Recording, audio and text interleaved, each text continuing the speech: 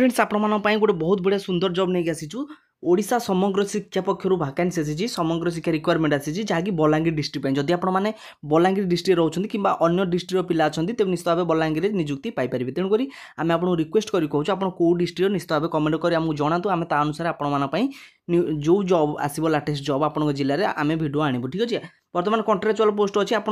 जो जिला निश्चित भाव कमेंट करेंगे और वीडियो गोटे लाइक करेंगे डेरी नक स्टार्ट करुँची तो एणुक आप स्कूल जॉब एवं निश्चित भाव स्कूल आप पाठ पढ़े पारे जॉब भारी पोस्ट अच्छी ठीक अच्छे। ऑफलाइन माध्यम आप आवेदन केमती करेंगे ऑफलाइन माध्यम आपको आवेदन कर ठीक अच्छे। आप जिला निश्चित भाव कमेंट बॉक्स में जनातु देखो क्यों मैंने आवेदन करेंगे ऑल ओडिशा कैंडिडेट ओडिशार समस्त प्रार्थी ना कि केवल बलांगीर ओडिशार समस्त प्रार्थी ये आवेदन करेंगे पोस्टिंग रोडिशा बलांगीर ठीक अच्छे बुझीपारे। लास्ट डेट अगस्ट अच्छी लास्ट डेट अगस्ट जेंडर कथा कह गले बोथ मेल एंड फीमेल पुओ झील उभय आवेदन करेंगे ना केवल पुओ ना केवल झील उभय आवेदन करेंगे मन रहा। ता सहित आप देखिपे ये मेन इंपोर्टाट आपंकर कौन कौन वैकेंसी आसी केतेटा लाइव पोस्ट वाइज वैकेंसी देखिपे पार्ट टाइम टीचर जहाँकि साइंस मैथमेटिक्स अच्छी 8टी पोस्ट पार्ट टाइम इंग्लिश रही 3टी पोस्ट और हिंदी संस्कृत रही 4टी पोस्ट वार्डेन रही गोटी अकाउंटेंट रही 7टी मन रहा। आपण निश्चित भाव आवेदन करने चाहूँ आवेदन करेंगे मन रहा। यहाँ देखो एज लिमिट यहाँ 18 ରୁ 35 वर्ष मिनिमम आपको 18 होता दरकार मैक्सिमम आपको 35 वर्ष एज होता आवश्यक जदि ये आप आवेदन करने चाहते ठीक अच्छे। एवं आपड़ जो सालारी कथा कहूँ सालारी देखी दिंतु सालारी रही part time teacher science mathematics 8250 English रही 8250 संस्कृत भी रही 8250 टंका पर मंथ माने मासकू ठीक अच्छे। आउ जो रहा वार्डेन वार्डेन रही 23,292 टंका अकाउंटेंट रही 15,225 टंका पर मंथ माने मासकू बुझीगला जदि आप आवेदन करने चाहते। सहित सिलेक्शन प्रोसेस केमती हम ए कौन एग्जाम हो ना आम आरंभ करदेचु क्यारियर मार्क मार्क अनुसार आपको सिलेक्शन कर सर्टिफिकेट रे जी मार्क थी अनुसार आपको सिलेक्शन कौन एग्जाम हो ना मन रखी था ये आरंभ कौन एग्जाम ना ये ठीक अच्छे। रिटिन टेस्ट हम ता सहित अकाउंटेंट क्या अकाउंटेंट जो मैंने पकेबे से रिटिन टेस्ट कर जो टीचर रहिले से मार्क अनुसार आपको सिलेक्शन कर वार्डेन से मार्क अनुसार विभा वॉइस टेस्ट हम आप लांगुएज सब जहाँ भी इंटरव्यू पचारे आप इंटरव्यू देवाक पड़ो ता सहित डॉक्यूमेंट वेरिफिकेशन कर जो डॉक्यूमेंट थी ओरिजिनल कि फेक तार प्रमाण कर ठीक अच्छे। चेकिंग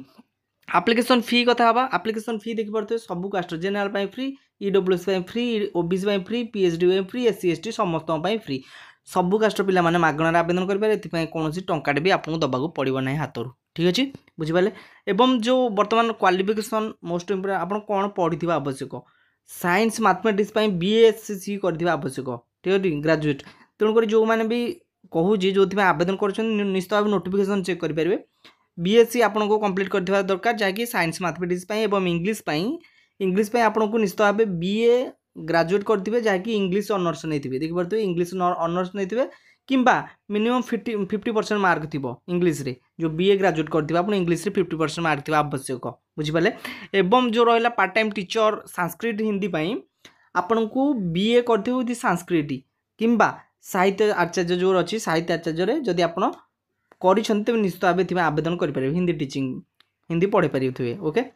ता सहित वार्डेन जो रहा वार्डेन कौन बीए बीएससी कि सहित बीईडी करेंगे जब बीए कर सहित बीईडी करेंगे कि बीएससी कर सहित बीईडी भी करेंगे जदि वार्डेन आवेदन करने चाहते ठीक अच्छे। अकाउंटेंट जो रहा अकाउंटेंट कौन ना बीकॉम करेंगे अकाउंटेंट जब अकाउंटेंट आवेदन करने चाहते तो बीकॉम करेंगे सहित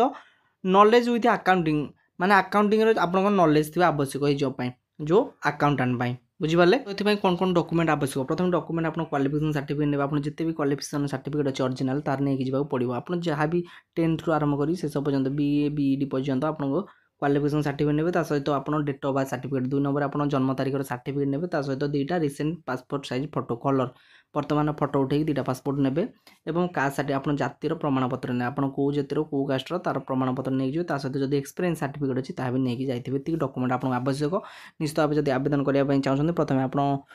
चेक करेंगे नोटिफिकेशन आवेदन करेंगे कि वीडियो निश्चित कमेंट बॉक्स में जन रोचे। नमस्कार।